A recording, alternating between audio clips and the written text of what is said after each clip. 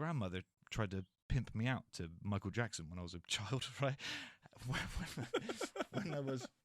remember when I was a teenager, she said, "Oh, you almost spent 2 weeks at the Neverland Ranch." To me, and for some reason, my grandmother spent an inordinate amount of her life writing letters to Michael Jackson. Right? She was a big fan of him, and so she would write to him and say, "I've got this grandson, Stephen, who's 6 years old, and he would love to spend 2 weeks with you on the Neverland Ranch, because I'm convinced you're not a paedophile, and to prove it, I'll send you my grandson," right? And I was thinking today how the trajectory of my life would have changed. You could have been Bubbles the chimp.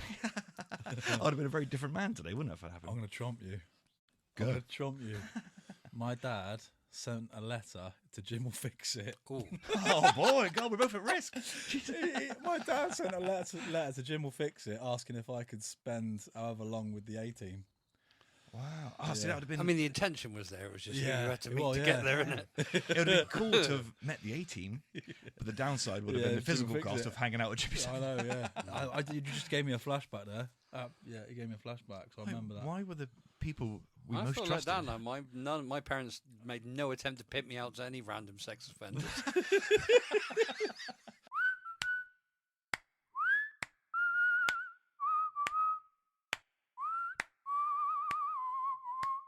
Hello and welcome to the Steve Calis Show. I'm Steve Calis. Before the episode starts, I need your help. Please consider taking 6 seconds out of your day to click the follow button on Spotify on our podcast and leaving us a 5-star review. These little things can change our lives. We've been doing this for 8 years nearly, on and off, and we are so close. We're so close to making it. We're so close to breaking out of Yeovil and being a national podcast, and to do that we need your help. So please consider clicking follow and leaving us a 5-star review. Let me know if you've done that so I can thank you personally. It can literally change our lives, so thank you. This episode is sponsored by Graham's Windows and Doors at grahamswindowsanddoors.co.uk. They're Yeovil's #1 provider of windows, doors and conservatories, and we're also sponsored by Paramount Prizes at paramountprizes.co.uk. They're an online competition website, one of the best in the country, so thank you to all of our sponsors. I'm going to leave you alone now. I hope you enjoyed this episode. Please remember to click follow and leave us a 5-star review, please. We need it.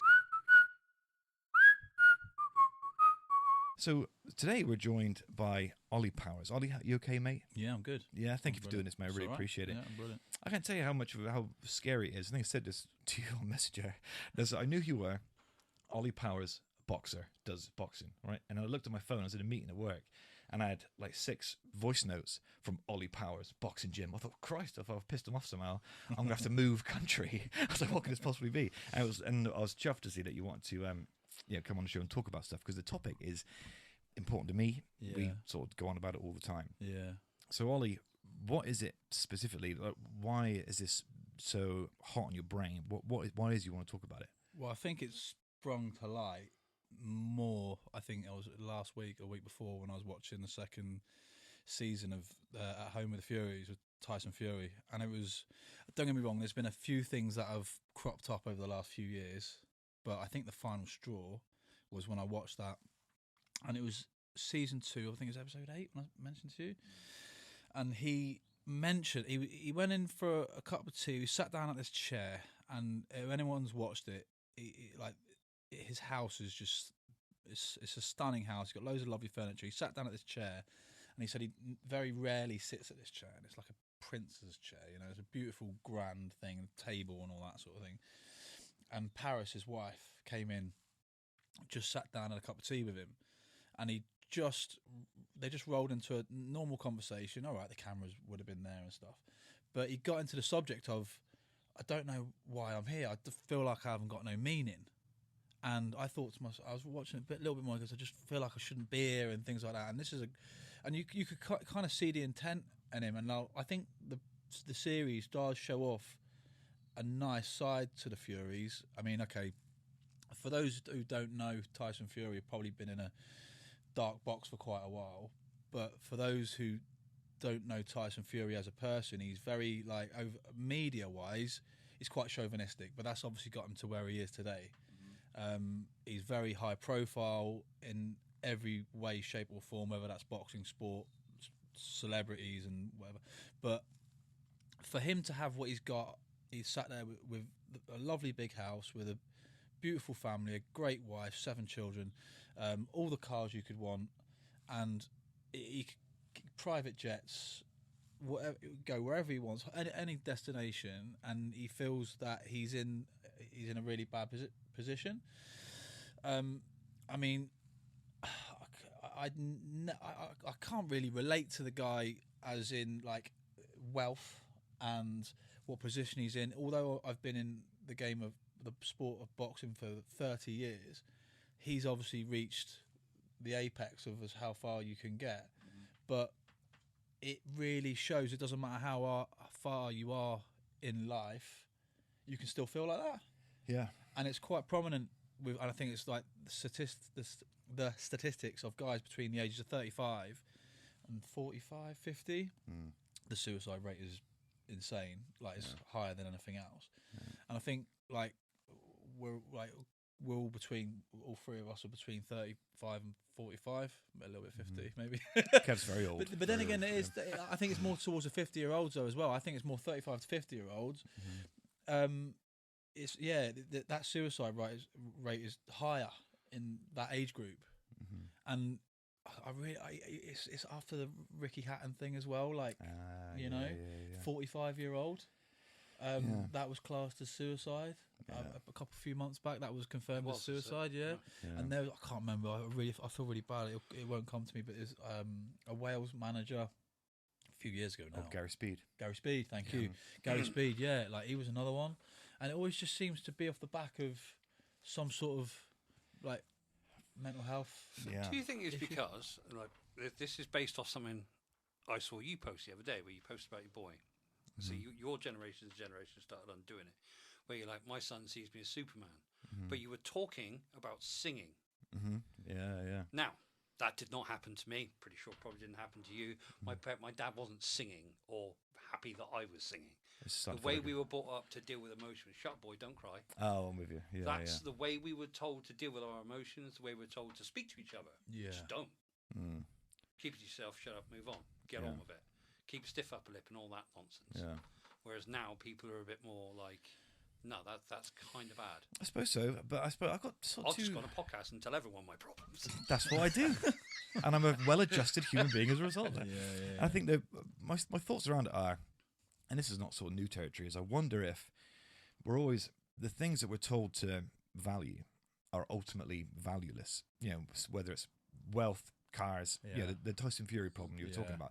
Every celebrity runs into this.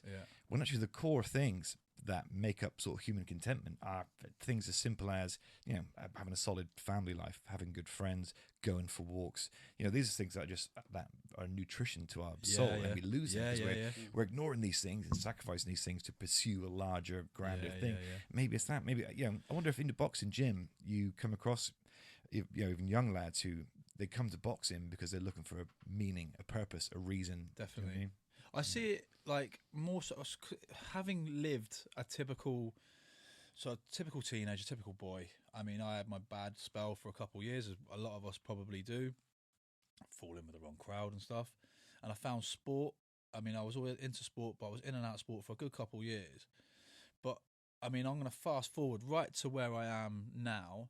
And I do feel that from in the ages of in your 20s, you're that active, no matter what level you are.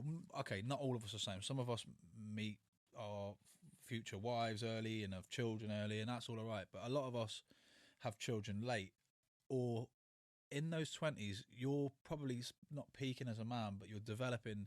Certainly, so let's go like Ricky Hatton. His career probably peaked when he boxed a guy called Kostya Tszyu. I couldn't tell you how old he would have been, but it would have been like mid to late 20s. And at that stage, that peaked. And then he lived a high life, Floyd Mayweather, Manny Pacquiao, and Vegas, all the real for a good few years. Now, when you get into your like mid 30s, that's continuing. And then when you push into your 40s, all of a sudden, that's over. That's done. Right. Who you are, the thing you can do. Your ID sort of thing.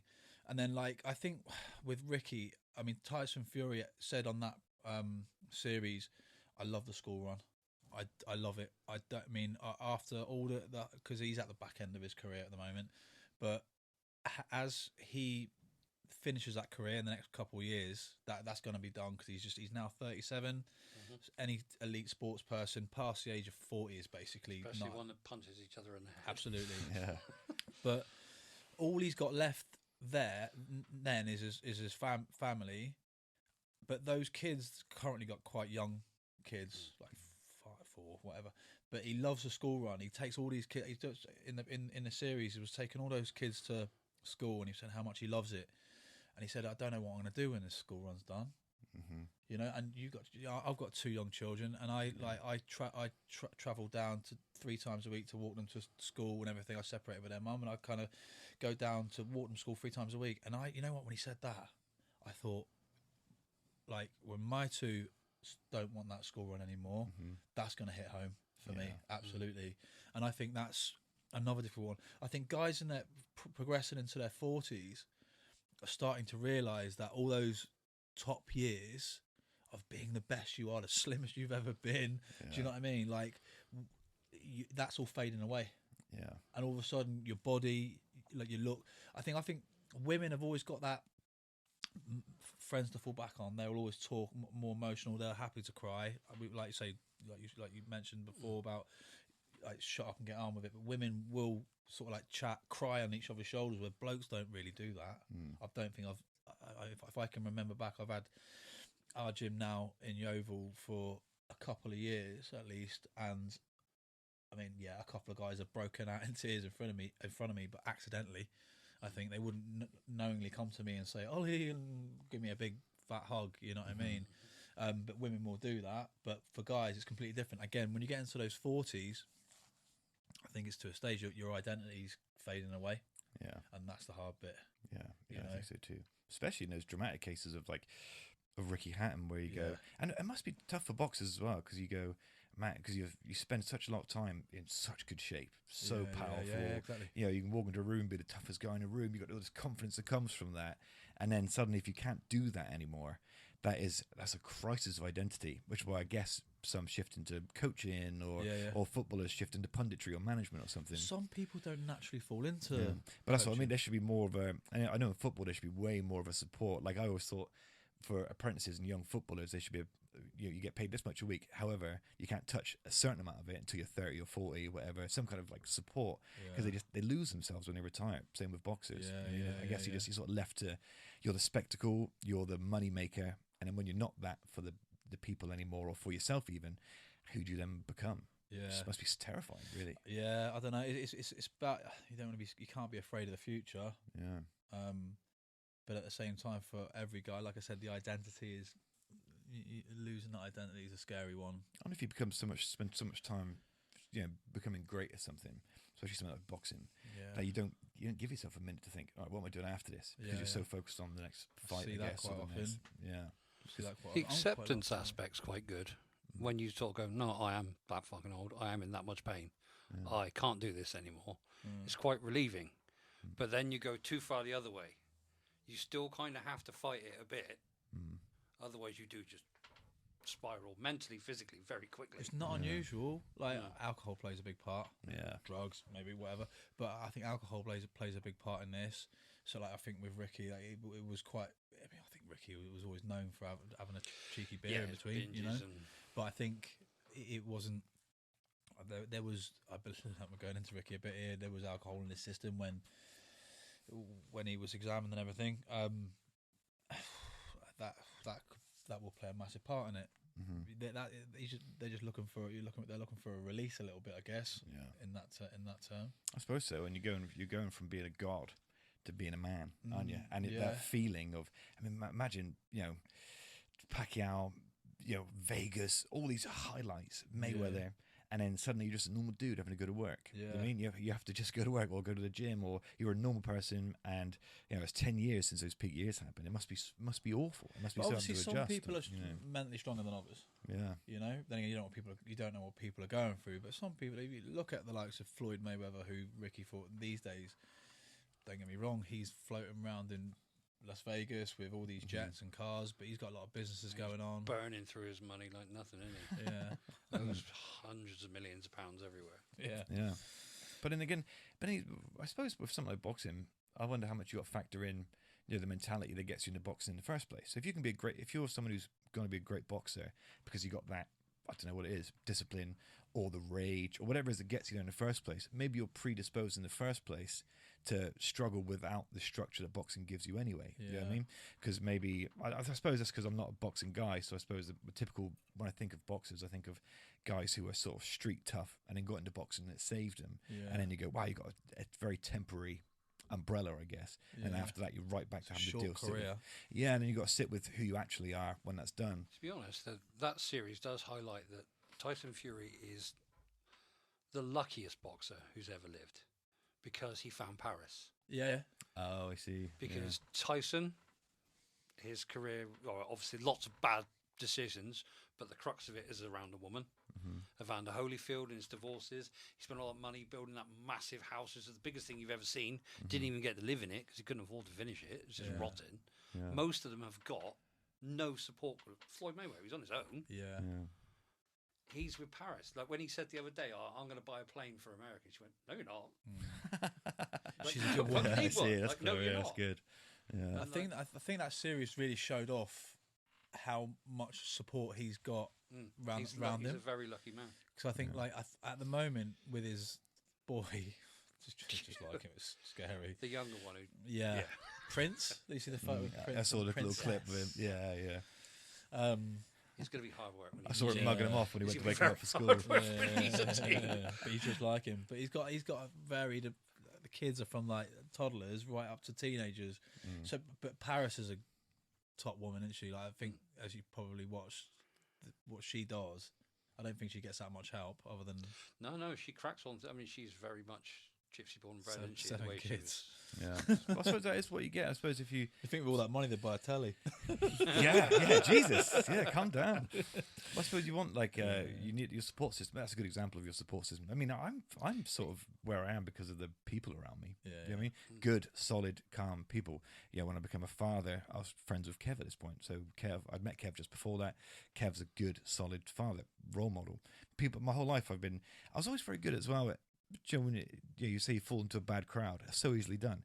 But for some reason, there's always been something about my energy that soothes people who are, otherwise a real pain in the ass or are violent, or I've always managed to make them more. Josh White's a good example of this. Kev's a good example of this, right? They're gruff when I meet them, right? And then they soften over time, right? There's something about my energy. I soften them like a mother. That's what I do. My energy softens them. And I've always had that sort of effect. So we feel like we have to mother you. Yeah, and before you do something and get hurt. And it softens you. And I think, but one of my skills, and the reason I want to do this podcast in the first place, is I can communicate with a certain level of coherence my own mental health problems. Because I've got problems around, eating disorders, I think, and OCD and ADHD and stuff, which I've only just sort of this last 12 months come to realise. Because the rest of it, when you're growing up in our generation, you just sort of go, wow, he can concentrate or he can't, he's a good boy or he's not a good boy. And it's actually a myriad of stuff in the middle. So the support system is really important. I suppose, I wonder what the experience is like for these young lads who step into your gym. If you get a new lad coming into the gym, is there part of you going, I wonder why you're here? Are you here because you're angry? Are you here because there's something else going on? Or, do you wait for them to, I guess, thaw out? Yeah, you get to know people first. Yeah. Like a lot of kids, they walk in and then it's, because you can't expect them to come back a second time. And I know we notice that quite a lot. Like, I'll give it a go. And then when they realise you got to skip for 15 minutes, 20 minutes, it's not like, just pad work. Yeah, I'm going to leave now. I'm You're bored. going to run. Yeah. No, and then, but obviously, the more they get into it, the more like you can get to know them. They get to know everyone else, and that's the thing about it. Like, I think Andy's Man's Club, like locally, is doing a good job as well, right? I believe. Yeah, that's it. Yeah, and there's more than when we were younger. There's more awareness of, oh, bloody hell, boys, I don't think we're very good at talking about our feelings. We need to be prompted and reminded to go. Yeah. But then, I like to think that I do check-ins with my friends. Wherever I haven't seen them for a minute, I'll check in and go, yo, everything all right? How's the family? How's it? Yeah. Because actually it is how I'm talking to your mates. And I was thinking about this conversation because I was like, well, Ollie's coming over and we don't know each other. But we can talk about mental health objectively and go, well, this is what seems to happen. These are the statistics. But if you want to get into the nitty gritty of the thing, what affects me, what affects you, that requires a certain amount of intimacy that you and I don't have because we don't know each other. But we're still men on a journey. We still got Similar insecurities scale. and anxieties and and jealousies and panics and all those things are the same. Yeah. So I was like, I wonder how, cause even with friends, for a long time, for some men, it's hard to go, listen, mate, I don't want to fucking depress you here, but I'm struggling with this. I'm really anxious. Have you got any advice for me on this? It's hard to broach it. Yeah. And it's particularly hard if you don't know the guy in the first place. Yeah. You know what I mean?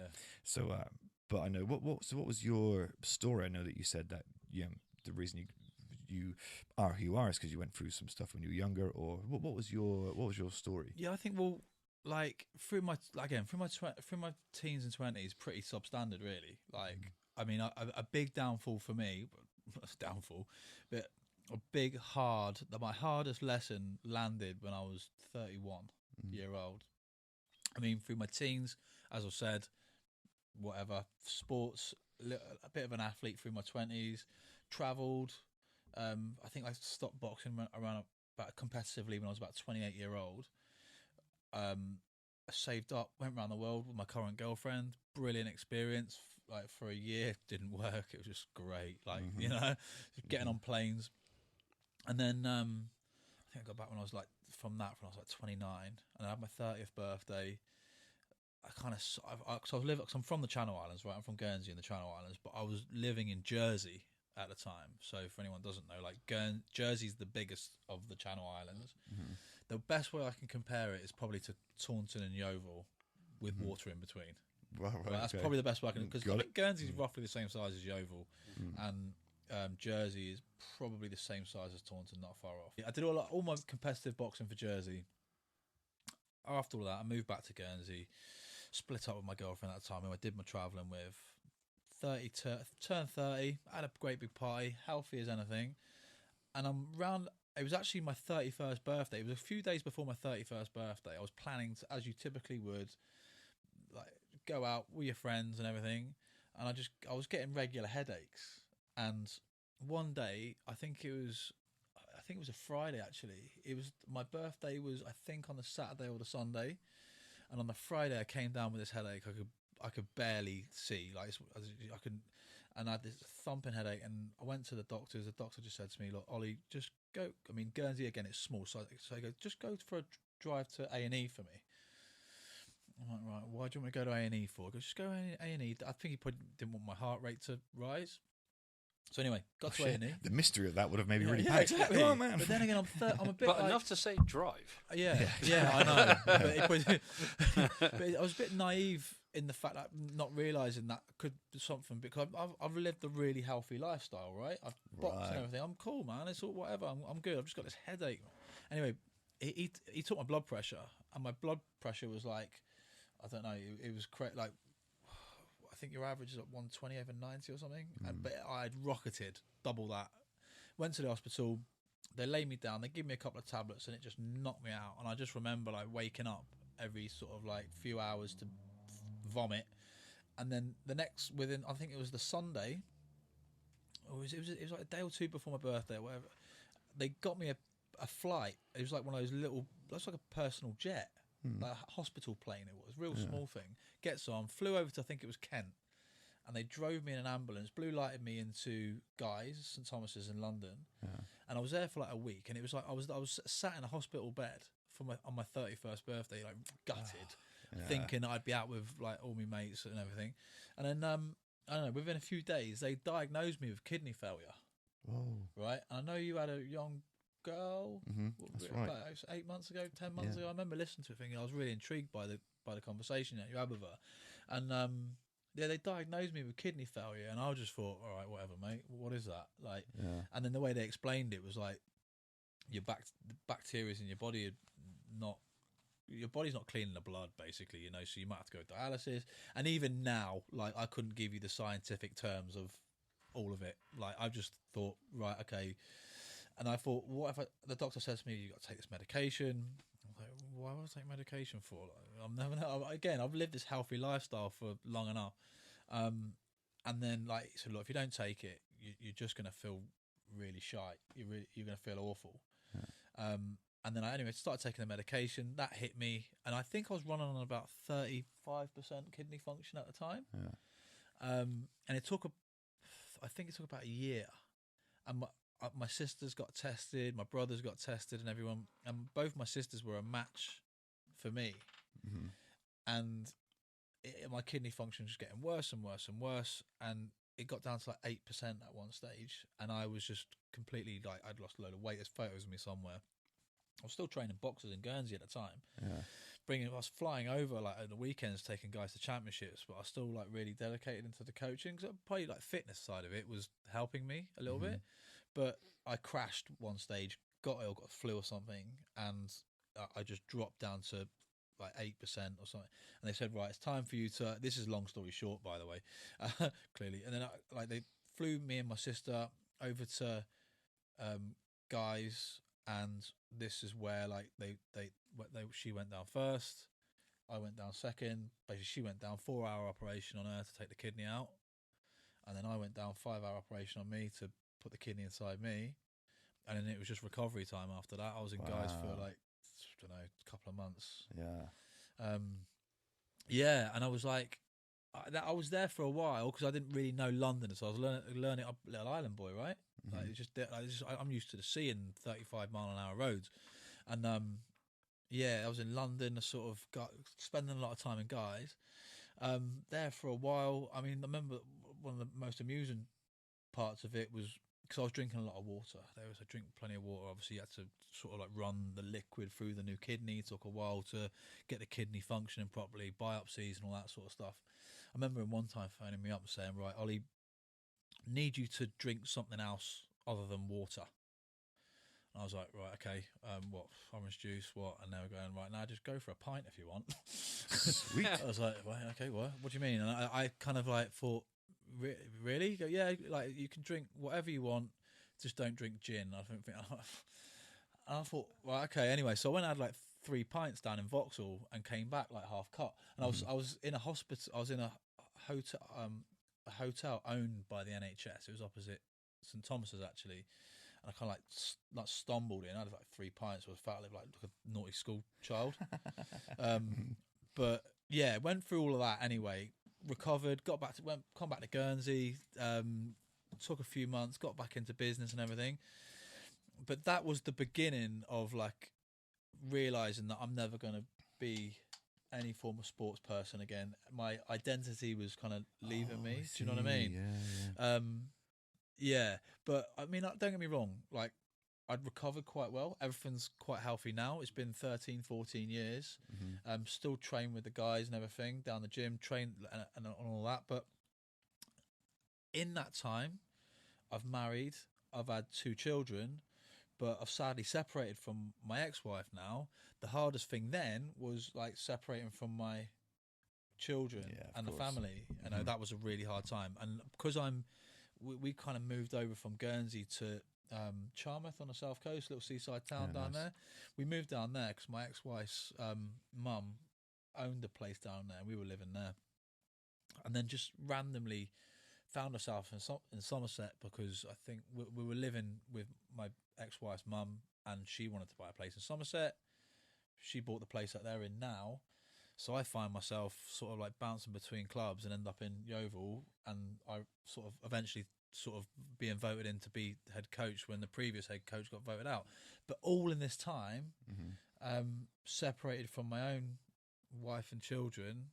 So, do you know what I mean? So in the 3 years, well, so since before lockdown that we moved over, but that whole story between my kidney transplant and now, it's been really tough, like really, really tough. It's only just like now I'm probably like, because I've had the gym a couple of years and everything, things are working out. There's always ups and downs. So you're feeling like, because now you're stable. I find this, if I go through periods of stability, my brain, instead of going, hey, it's pretty good, my brain goes, but it could be like this, and it makes you relive some of the past stuff. So I guess it's your brain's way of going, right, now to sift through all the crap, because we're stable and safe now, got a bit of routine, got a bit of money coming in, whatever it is.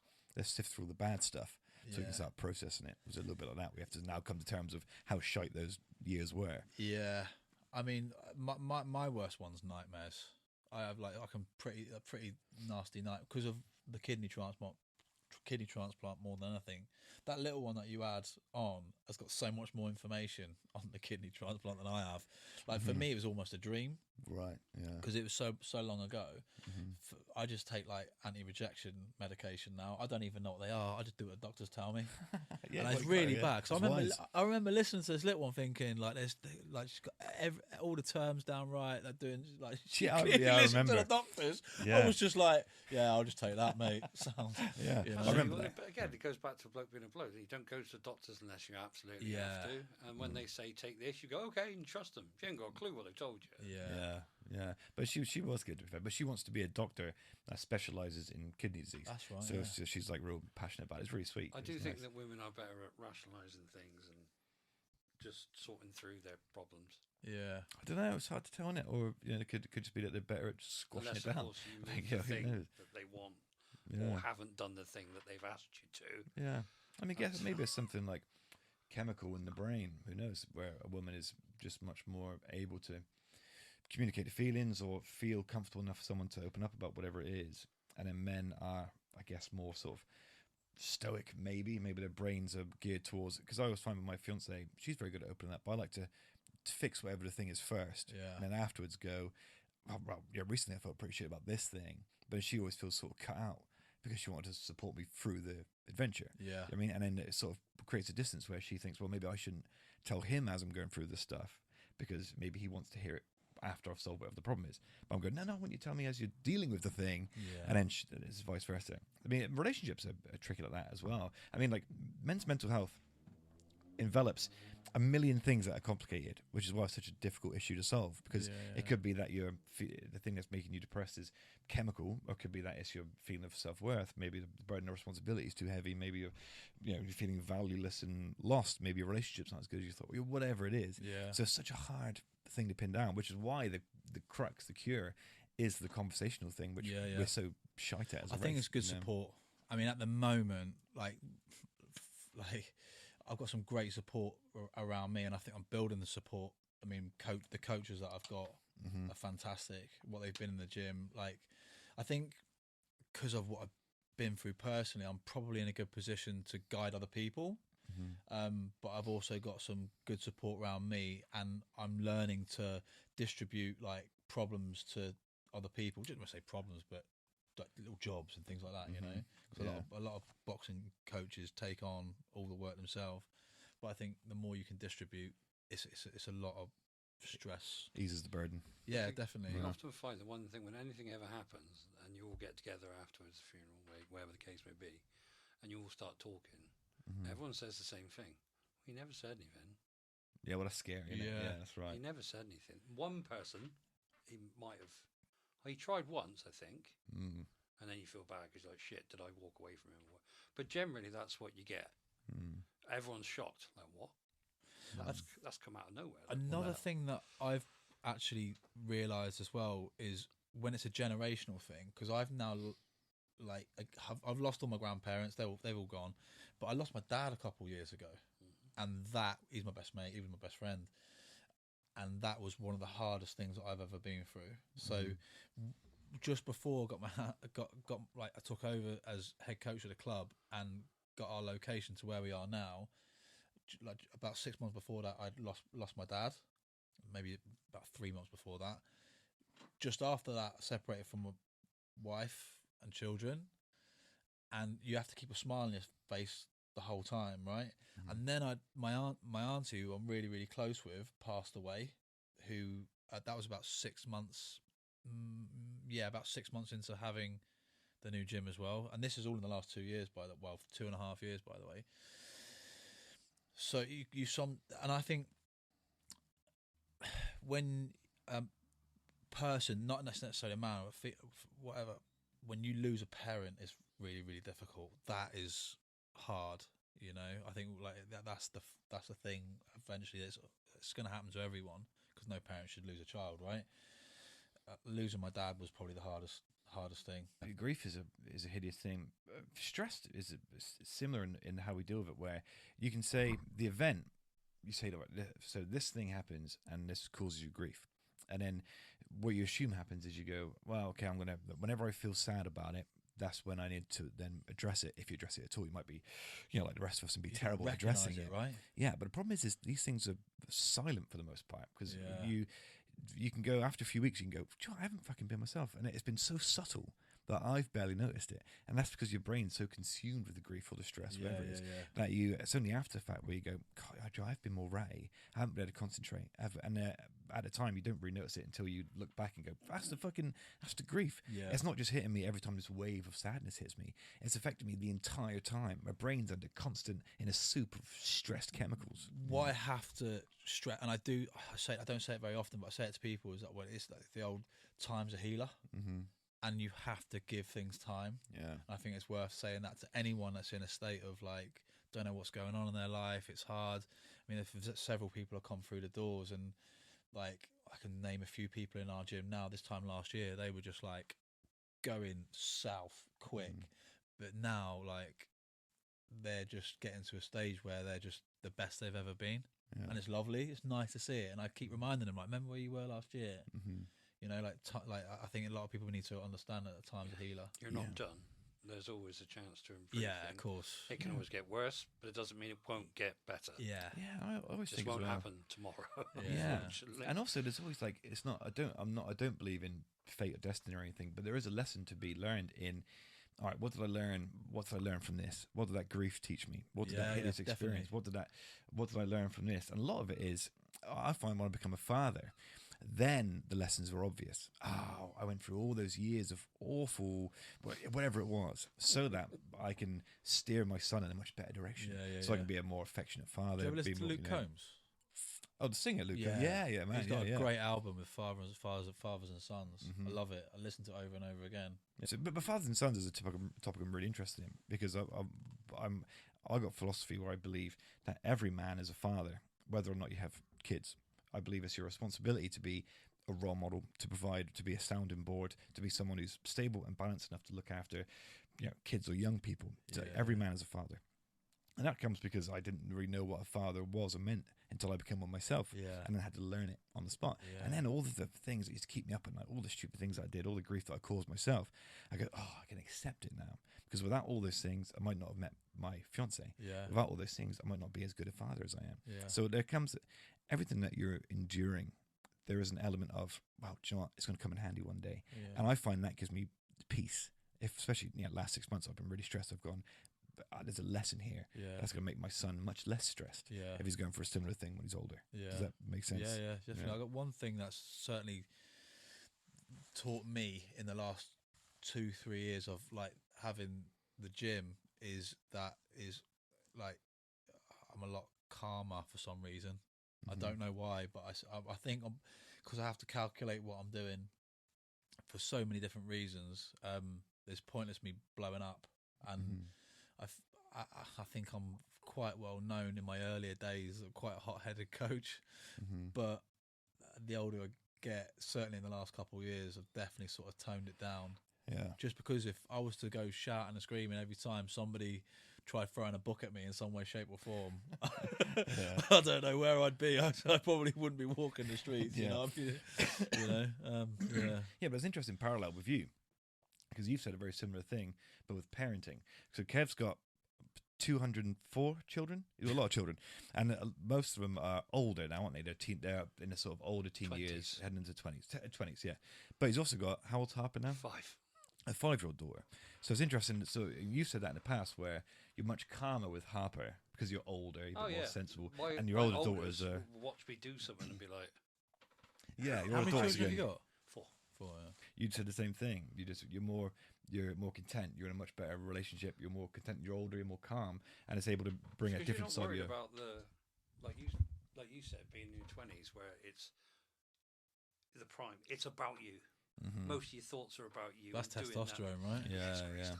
Yeah. Synthetically, however. You can get that Zapply thing. I've seen that Zapply thing recently. A few others. I don't think I can take it for medical reasons. No. But I don't know if like I'd want it back. I quite like the person that I'm growing it's into. this big thing now that every advert's like, do TRT, and for about 5 minutes I think, good, and I think, well, actually, if I do that once at my age, Yeah. I'm stuck into it then because my body will just go, I'm done. Thank you. Yeah, I'm quite fortunate that I never had any testosterone synthetically or naturally, so I've just sort of I've kept to an even keel. But I find that I find now. I mean, we've talked about this before. Someone asked me once, what age do you consider someone a man? Right? Because society says 18, and I say, I don't think so, buddy. No. I'd say. I've met a few. Well, life experiences. I've met a few 18-year-olds that will blow your mind, where you just sit there in awe of them, like, Because they're mature. how have you got your shit together already? But and I that's- haven't, and I'm 40-something. But that's the metric, isn't it? Because you go, are they balanced to know who they want to be? Which is a clarity you don't really get to Which your I assume is 30, parenting. 28, 29, 30. I had a you know what friend, we call him Munch. Like, you know, he's typically one of them where like no one knows his first name. Everyone just calls His him. nickname forever. Yeah. But he's one of that. He was like, he wasn't married, but he had like children and everything. Like, he was settled down for years from the age of 14, 15, I want to say. And then he bought a house really early, had 2 boys. Those two, I mean, he's 44 now. His 2 boys are now well into their teens, and he's had a house, lost a house, separated, and now do you know what I mean? It's generational thing again. But he was one of them where he matured early, you know. It's always impressive. Yeah. Well, I suppose for me, it's more like the brain chemistry. When you get to your late 20s, your brain, like I said, testosterone starting to ebb away a little bit, starting to calm down.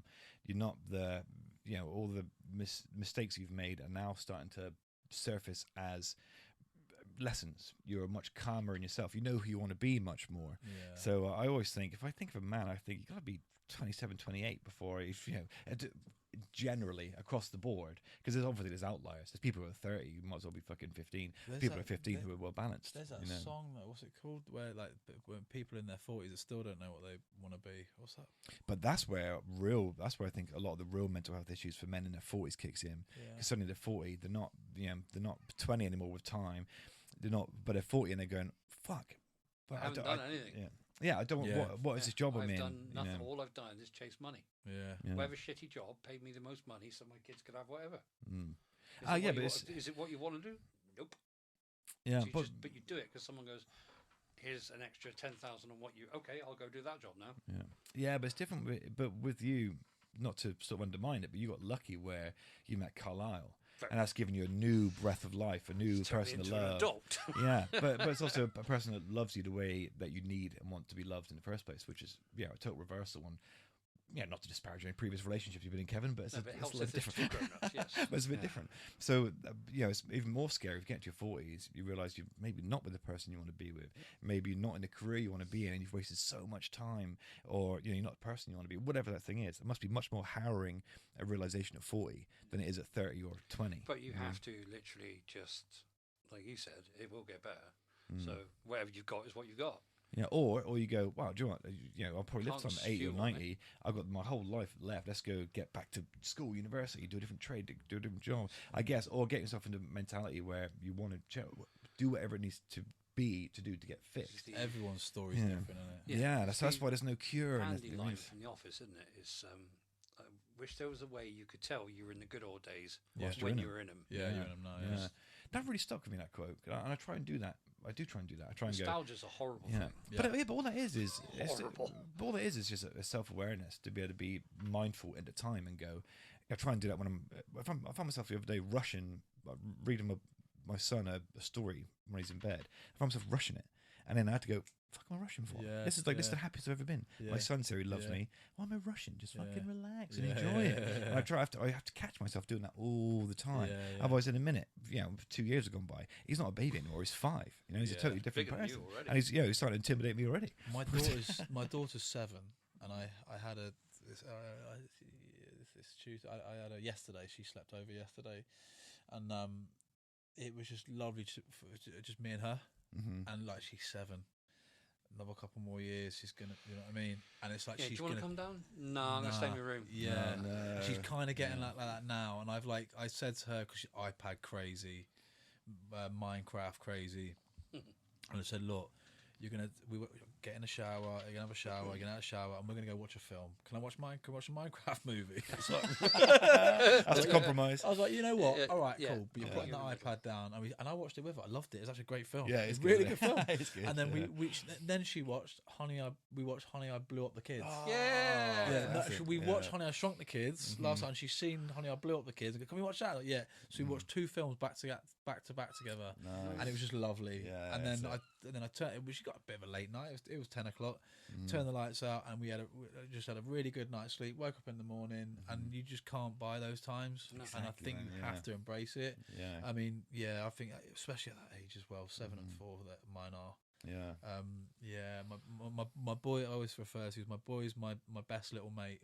Because again, when I lost my dad, he was my best friend, and I remember the morning after that dreaded evening when we had the call. My boy came up to me, he was looking at me, and I picked him up and I just cradled him, and I put his head on my shoulder, and it just felt like I had my dad like leaning against me. It was lovely, and then it just went, he's your new best mate. There's your new best mate there. Yeah. And I was like, yeah. And then my daughter is just my little love. Like, she's just my little angel, you know. So I'm very, very lucky to have both of them. And Yeah. that's the one thing you've got to thank your lucky stars for, isn't it? You know. I think both said about the times. I think we all had so many things. Sort of, you can't wear that. You shouldn't do that. And then you sit there and think, why am I telling? Wear what you want. If you want to wear that freaking Barbie dress into Absolutely. Tesco's, wear it. Absolutely. What's the point in fighting? Like, I'd rather you enjoy the next half an hour. Yeah. Yeah, mate, I'd take my son to Tesco dressed as fucking Luigi.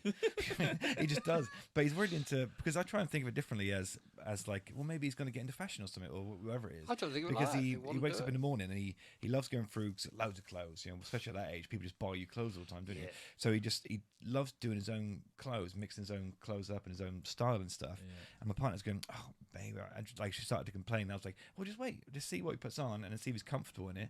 And because he looks all right, he's quite stylish and quite good in what he picks. But I was like, well, if we can encourage that, he might get into fashion or clothes, or you never know what She should just turn her attention. It's quite to funny. you. It's quite the preschool queue's quite funny at times, because there's a couple of parents that let their kids dress themselves. And they come in like ballet. Sometimes Full you- ballet dress, usually wellies. Yeah. Sometimes it's scarf. because you want to encourage their creativity. Sometimes it's because it's fucking 6 a.m. Put whatever you fucking want on. Leave me alone. Let me sleep. But sometimes Feed they come yourself. downstairs, like, I'm sorry, darling, but social services are going to get involved if they see you. So come on, let's just Yeah, I guess we back got upstairs and try again. But in fatherhood's another one where there's a great deal of stress and inner turmoil and panic and regret there. Because even if you're a good dad, there's days where you can't hit the benchmark that you want to set for yourself. There's days where I've been in there and I've been really upset because I've gone, fucking hell, I snapped. I shouldn't have snapped. I shouldn't have shouted. Definitely, yeah. It's not his fault. Like, I know, I've always made sure to go, listen, kid, I'm sorry. I swore earlier, or I'm sorry I shouted. Or I never shout at him It's anymore. not just me that does it. Then. No, but every parent on earth does it. But we all do it.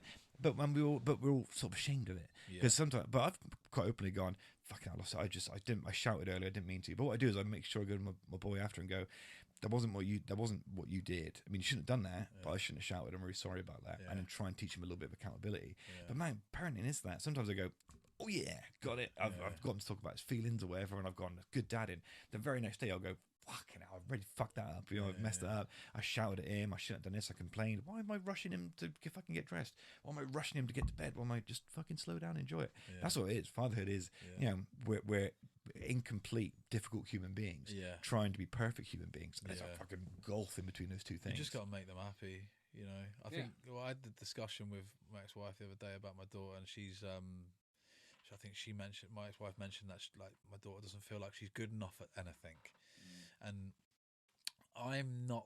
There's absolutely no chance I'm going to force my children into anything, especially boxing. If they don't want to do it, they don't have to do it. Jack loves being around the lads in the gym, go around fist bumping everyone, and he's got little like bikes in there and everything. Like it's like a little playground for him. My daughter very much stays out the way of it. However, the other day, I kind of like did a bit of exercising with her, and I got her to put some gloves on and just do it, just as you know, like holding the pads sort of thing, you know. And she was doing that, and she actually had a smile on her face, and she loved it. And she was counting with him, like 1, 2, like the left hand and the right hand. And it was something that she actually enjoyed, and whether I can continue to get her to, but then you've obviously got to dig into them, like you can't do it at school, obviously, things like that, you know. And my little boy is 4, and I I have to say to him, you have to put your gloves on if you're going to do it, because he's quite. I'll be sat in the preschool queue waiting to take him in. He come up and just like whack me in the face. I'm like, mate, you can't do that. Okay, for one, it's just not. You just can't do it. And put your gloves on if you can do that. You have to do it in the gym.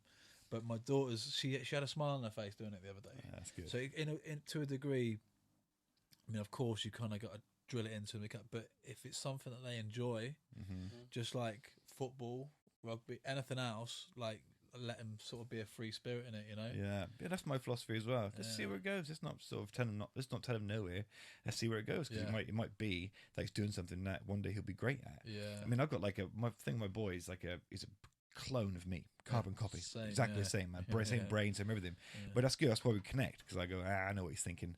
I know what you're scheming. I'm onto you. Where are you? I can sense he's doing something wrong. But he plays like all kids did, like my generation did. He plays Pokemon, right? Pokemon on the Switch and that.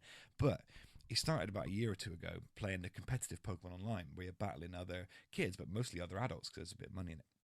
And he's so good at that genuinely he could be probably the best Pokemon player in the world when he becomes an adult, right? And there's big money in these tournaments.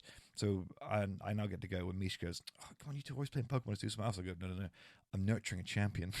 I'm not just idling the time away. You're managing him. I'm his manager. Yeah. And then I think but that's because that's the thing that he enjoyed and he pursued it. But also it helps because he knows I enjoy it. He knows I love this thing. Same with your kids and you in boxing. It's just part of who you are, and you become a role model. Kids, the scary thing about fatherhood, and we all know this, is that kids are watching even when you don't realize they're watching. You know what I mean? So you have to sort of at all times be going, he's probably watching me somewhere. I need to be a role model. How I talk to people on the phone, how to talk to people in person. They're absorbing and copying all of it, aren't they? Yeah. That's a lot of responsibility in itself. I bought a convertible the other day and I took the roof down and the boys like I only bought it for the kids. I bought it for the kids, and that's what we drove. He was driving along. I put the convertible down, and my boy was just fascinated because he'd never been in a convertible car before. I just bought it for the summer to mess around with, and he loved it. And like just little things like that. You can do so much with boys, I feel, than girls. Like I think we had to a while back dig out a fire escape in the gym. I had to hire a digger. And one of the boys, one of the boxers, like James Livesey, he knows how to drive a digger. And I was like, right, James, would you mind just putting Jack on your lap, mate? Jack was like, yes. You know what I mean? Backwards and forwards. Little things like that, and you can learn to get him to teach him how to catch and play football, and all of a sudden it's like you're bringing back your old sort of years and relating, my daughter, for some reason there's an obvious difference in girls where they just can't be bothered with sports. Having a family of sportsmen and then having 3 daughters and not one giving a flying fuck. It's like, well, just into that then. Everything's male dominated in sports, more or less, I think, isn't it? Like boxing, certainly. We've got women in the gym, but I mean that's 95% of it is men, and football as well. Like obviously, it's such a much bigger sport, isn't it? And rugby and everything. But that's But it's because I wonder if there's an element of there's an accidental bias where because I would do this, and I think this is what men do all over the shop, where you treat a girl a certain way, but either not consciously but unconsciously gentler, right? Because it's a girl, and if it's a boy, you unconsciously treat him a little bit rougher, a little bit more roughhousing. Definitely. And so it's an unconscious bias as they're growing up, and maybe that's what the differences are. But who knows? So Jack falls over and get up. Now, Mia falls like, babe, my angel. Yeah, you okay? Just like cradling her. You okay? She's like, get off. I'm like, no. Do you want sweets? Maybe it's an element of that. But it's nice because with men, you do want to, when your daughters, I guess it's something you want to protect and preserve, isn't it? I suppose. And your son, I suppose one element is it. I think about my son. You got to be someone's husband one day. You got to be someone's father one day. So I can't be gentle with you always. I've got to be the one to draw the line in the sand because you're not going to be able to do it yourself. You know what I mean? So it's complicated and that sort of thing. With when it comes to bad mental health, what do you think? Is someone listening to this thinking, give me something I can take away and use for myself? Like why? Maybe particularly boxing. Why is boxing good for people who have mental health problems? I just think it's fun. Okay, let's not go into the competitive side of it. That's completely different. You mean like the training? Tonight we were in tonight. I think we had about 4 new members walk through the door, and I think this things like you can do the mundane stuff, right?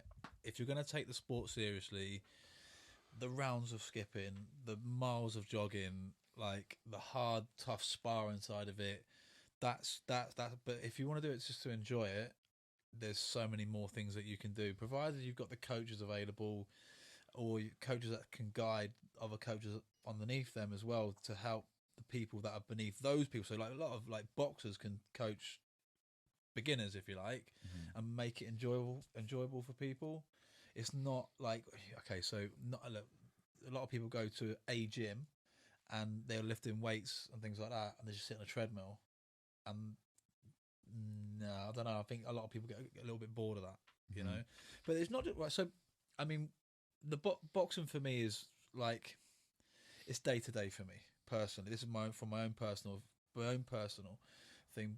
But it is enjoyable. Don't get me wrong. Still love it. I've been doing it for 30 years. I've been doing it a long time, whether it be competitively or for fun. But I think other things like getting outdoors is equally important. Doesn't have to be a run, like, you know, because some people might have the knees for it or the back for it, because I know I certainly haven't. But if you're able to get down to the beach, one thing I do love doing, obviously I'm born on an island, is beaches. If I've had a stressful week, I'll pop down to Charmouth, or I'll pop down to a beach, and I can just sit there, look out, or we can take the kids and just stroll along the beach. And it's that free feeling, or just generally outdoors, you know, whether that's kind of, I don't know, parks and things like that. But one of my a good friend of mine, Dan Dawes, we went for a 5-mile hike. Was it 10 miles or 5 miles there, 5 miles back, and it was from Lyme Regis over to Seatown, right over the coast. Don't get me wrong, I didn't want to go close to the side of the cliffs, because it was what I think like a week later one of them came down. They're all barriered off, aren't they? Like you can see the cliffs like corroding away. But yeah, I think quite often getting outdoors is a good one, because there's too many people who get stuck in the rot of like just PlayStations and computers and phones and iPads, and just get that same four walls. Because I mean, if you can get outdoors and do it, and I think that's just as important as any form of training. You know. Yeah, I agree. I mean, I said earlier, I mean, I can't practice what I preach here, but my experience is that our needs are simple, are not that complicated. We're just biological sacks with a very basic list of things that we need in order to sort of cope and survive. Good food, good nutrition, plenty of water, going outside and being close to nature. That seems to ease our brain and all these, and their chemical processes seems to soothe us. Being close with your family and having relationships and having some kind of purpose, even if that purpose is raising your children or volunteering somewhere, no matter how basic it is. Those aren't massively complicated things that takes a lifetime to achieve. You can start the ball rolling on those things tomorrow. So I think the reason I talk about that is because I'm always I can't do any of those things, because for the most part I'm obsessed with being the world's greatest podcaster, and that takes a degree of exhaustion, stress, consistency, sacrificing healthier options in order to be in here doing this or promoting the show. So we're not that complicated. So I wonder if sometimes, I know when I've been really depressed in the past, I've brought it all right down to basics. I've shaved a lot of the excess fat off of my responsibilities or relationships and just gone, the key thing for me is gratitude, like actually practicing gratitude, like going to bed and going, do you know what? I got my son, I got my fiance. If it was just those two things, I'd be the luckiest man in the world. But I've also got my job, and I'm not homeless, I'm not starving. There's that sort of gratitude. At first, can be meaningless because it's just words, but over time, you talk to your brain enough, that it becomes the sort of your baseline consciousness. So there's less of a gap between your bad mood and a more positive sort of mindset. So that's what I try. Right, and one other thing I do find as well is it's quite easy said than done at times for some people, but smile.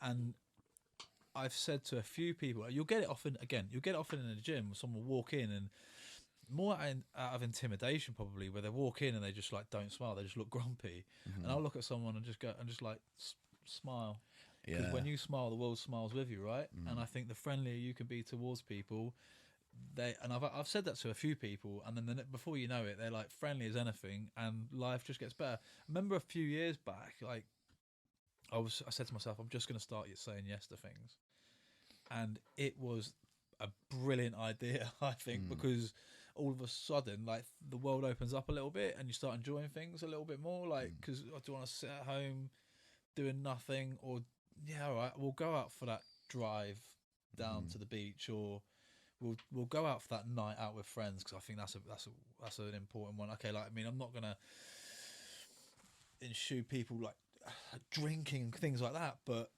you can have a night out with your friends. Yeah, and I think that's important. Like, that's how we connect mostly, isn't it, Kevin? Yeah. So, like, we do a 6-weekly sort of binge, and that sort of reconnects our love for each other. I've heard recently, like, reaffirm. people like you really do need to get back into, I don't know, a regular thing, but like getting into the pub and socialising. Yeah, that's we said this a few weeks ago. Losing pubs is an institutional crisis in this country. Yeah, that is how we connect. That is how we connected. Absolutely. That's how we caught up with each other, and that is steaming drunk, and then I say, I remember you Saturday night. That's right. Yeah, that's exactly it. Yeah. That's what all the old characters were. And that's as what you people grow up, communicated. that's what you get, isn't it? Like, you sort of bump into someone, then all of a sudden you're friends with them, and you end up on a night out with them the next Saturday. Yeah, and before you know it, you're pals. Yeah, that's it. We've lost that, and that is a shame. And so we are communal animals. We do need closeness. We do need contact. And that's one of the most important things. Other than looking after your physical self, looking after your mental well-being for me has been. I mean, I've always been lucky in my friendships because my friends didn't give up on me when they had lots of reason to, and for that I think I'm better for that, because they're good people, keep me very grounded, keep me very honest with me all the time. So relationships are so important there. So I hope that, but then I hope if you're listening to this and you can't think of a close relationship that you have, I hope that you remedy that soon, or I hope that someone walks into your life who you can appreciate and communicate with, because that is, without that, I would have been nothing without my friends and my fiance and my mother to communicate with.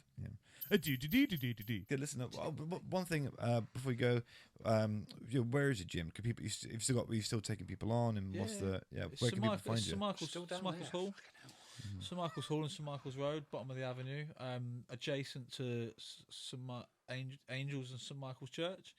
You can't really miss us. We got a big Yeovil ABC sign outside. Nice. It's a lovely building. I mean, a lot of the locals would know it as like trampolining was in there. Yeah, on the stage. trampoline. They used to do all the kids' birthdays. That's in right. there. That's right. Yeah. That's the one. I get a few different stories. Like, it's a stunning building. It's not even listed, which I'm very surprised about. I think the church is listed next door, but when I first walked in there, the first question I asked was, "Is it listed?" And he said no. And I thought, well, okay, great. So we hadn't had to worry about putting holes in the walls for the boxing bag brackets and things like that, But so like I say, we're there anyway. We're open 6 times a week, Mondays, Wednesdays and Thursdays. We open for the under-16s class and seniors classes from 5:30, finishes right through till 8 p.m. It's like 8:30 p.m. And then Tuesdays and Fridays we're open from 6 till 7:30, and Saturday mornings, which is really good Saturday mornings, we open from 10 till 1 p.m. And they're like just drop-in sessions, but we get a lot of dads come in with their boys and stuff, and we just leave them to it. And we sometimes teach the dads how to train the boys just to mess around. Good. It gives them a bit of one-to-one time. So I think in sports generally, like, parents can't support or coach. We don't allow that, obviously, but in the open sessions that we do hold, like, we teach the dads a little bit, and they can like hold the pads for their boys. Nice. It's a bit of bonding session as well. That's really good. Yeah, it's really I good. love watching it. Yeah. I love watching it. We've had a few through the doors. Yeah. And when we got a boxing ring there, and we got those body belts, the big things that you put over the thing, and you can hit them really hard. Like Ricky Hatton used to hit them, and you see it a lot online. We've got them in the gym. Get the dads to put them on, and get the boys just to hit it. It's brilliant. Every now and again. Ryan Garcia does that regularly, doesn't he? Yes, that's right. Yeah. Like, puts it on some tiny little woman. Yeah. And then, like, blazes her for a wall. Destroyer, that massive thing. Absolutely leathers her. Every now and again, you'll get a dad with a punch to the ghoulies. Because they're smaller, aren't they? It's quite funny, but it's lovely to watch them bun. Good. Yeah, and listener, if you enjoyed that episode, please do me a favor and click follow and leave us a 5-star review on Spotify. we're so close on Spotify. We're so close. For the last 2 weeks, every single day, we've beaten our own listener record. It's going through the fucking roof. I don't know what to make of it. Me and Kevin, all day I'm sharing the fucking bar charts with him and saying, look at this shit, it's crazy. It's thousands and thousands of new people every couple of days. It's ridiculous. So, but we still need people to click follow and leave reviews, because that's the metric that tells Spotify that you want to engage and that you want more of this stuff. So far it's Canada versus America, so we're fucking huge in Canada and America. I don't know, we haven't got a Canadian flag that's going up on the wall. We're big in Canada, and we're embracing, we'll learn the national anthem, and we're steering for that. Isn't the one from South Park? I had a post blow up on TikTok, and it's for I've got a business that does stair storage. I've been doing it for a while, and I had a post that blew up on TikTok, got 2.5 million views. Yeah, really proud of that one. It's still going now. This is from about 2 years ago, and I still in America. Like people, that's one of my highlights of my business. It's quite cool. Yeah, it's that dopamine rush is fucking, that's something. Oh yeah, you love it, don't you? Until it gets negative, and then I can see him like clucking. Oh, they don't like my food. People reviews, slag me off. Yeah. Oh, that's 17 views on the next one. Yeah. Or like it's done well and everyone fucking slagging me off as a result of it. That's the worst one. You know, having a hangover and everyone's slagging off my video, and I'm going, oh, leave me. I can't handle this right now. But yeah, anyway, boys, thank you so much. Listener, thank you so much, and we will see you next time. Ciao, ciao, ciao, ciao.